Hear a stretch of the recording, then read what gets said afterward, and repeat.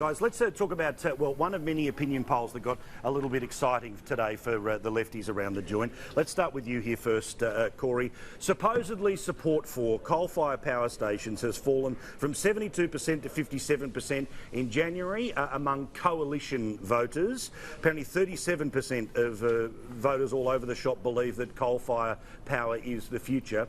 Well, if the Commodore 64 wasn't a smoking mess right now, I would have shown people where your power came from today. Guess where your power came from today in New South Wales, Victoria and Queensland by a margin of 7 in 10, 8.5 in 10 or 8 out of 10. Coal, baby, coal. Paul, the great problem we have with all of this sort of research is that it's advocacy polling. We don't know specifically what the questions were asked, but we do know the ANU has a political agenda. And we also know that Australians were particularly sensitive to the incessant blaming of climate change and fossil fuels for bushfires, which are an entirely natural phenomenon. So they've sought to capitalise on that, they've rushed out there. But I tell you what Australians care more about than climate change, that is their economy and their quality of life. Even that was reflected in the poll, and you would only diminish our quality of life if you abandon coal-fired power, because we wouldn't have electricity to even do these broadcasts tonight, mate. Well, exactly. Look, and interestingly here, Troy Bramston, we've got the each-way elbow position, where straight after the election I'm off to Queensland to say that I understand what that black stuff can do. Now he goes to Queensland and doesn't talk about it. Yeah, well, that's right. I mean, Labor's internal review found that Bill Shorten's wishy-washy stance on the Adani coal mine cost Labor votes, and we still haven't seen Anthony Albanese say whether he supports it or not. I mean, he just can't bring himself to give that support to that industry, to those workers, and to that individual specific project.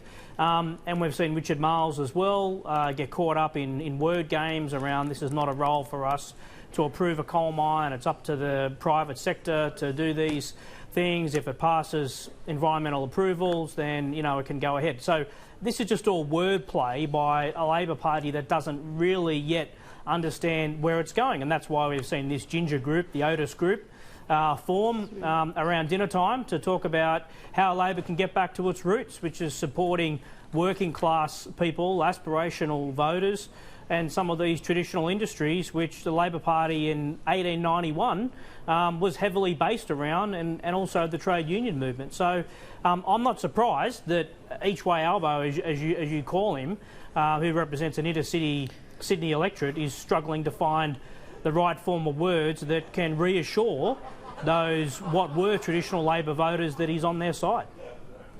Well, Rita, I mean, this is the classic, right, where you know, straight after the election, let's pretend that we understand what the problem is, and then straight after the election, or now that they think that the national mood has changed. But look, I want to repeat again right now about coal, right, because I think somebody was booing behind us. I don't know if you heard that.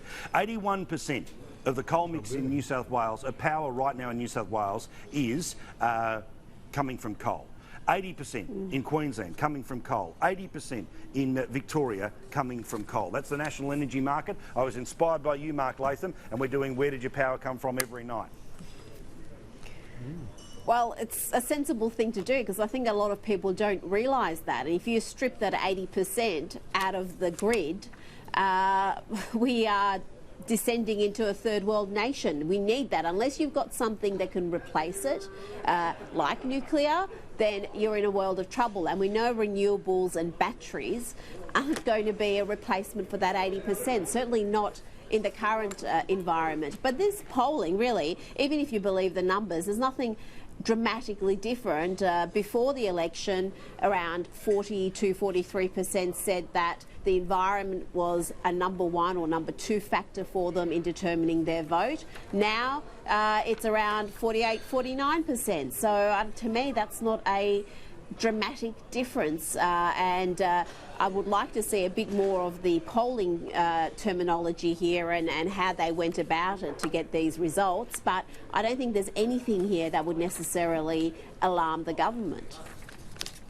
Well, what about the polling there, Mark, today? Supposedly that 80% of Australians claim that they were in fact impacted by the bushfires, and I'm literally sitting in an area that was affected by the bushfires. 80%? Like, these numbers it doesn't matter how fanciful they are, they'll get a run in most of the media because the media's out to build the narrative of the day. Well, I'd never heard of this poll, and I don't know why a publicly funded university like ANU is actually doing polling, given that polling is at an all-time low in credibility. It's expensive. What are they hoping to achieve out of this? Looking at some of the ANU academic results, I think they should invest in better teaching and better research and leave the polling to political parties. So this poll came out of the blue. You look at the bottom of it and there's some group there with a funny name that indicates it's an online poll. We don't know anything about the methodology. What we do know about the polls in Britain, Australia and the United States is they're not worth a cracker. So I'm not responding in any definitive way to this other than to say anyone who wants to take that 80% of coal-fired power and think within the space of 20 or 30 years you can turn it into zero and rely on unproven technologies like battery storage or very expensive alternatives like pumped hydro to keep the lights on, well, they're dreaming. And just to give one example, New Zealand, our Tasman neighbours have gone to a policy of zero net emissions in 2050, but to the credit of Jacinda Ardern there, they actually did some economic modelling about what it means. And they're going to take a hit of 16% GDP, which is a lot of money for a lot of working people who'd otherwise need it. Would it be worse in Australia? Of course, because New Zealand is essentially an agricultural, services and tourism economy. We've still got a manufacturing base in states like New South Wales. We would take a hit, I think, of probably a quarter, 25% GDP, lost growth over that period to go to net zero emissions over 2050. Poll that and see how you go. Consistently people want and need the money in their pocket rather than going down the path of experimental energy policy. And isn't the New Zealand targets, even with that dramatic drop in their GDP, aren't they exempting their two biggest emitting industries, including agriculture? So you can have these targets, but when you're excluding your biggest emitting industries, what do the targets even mean?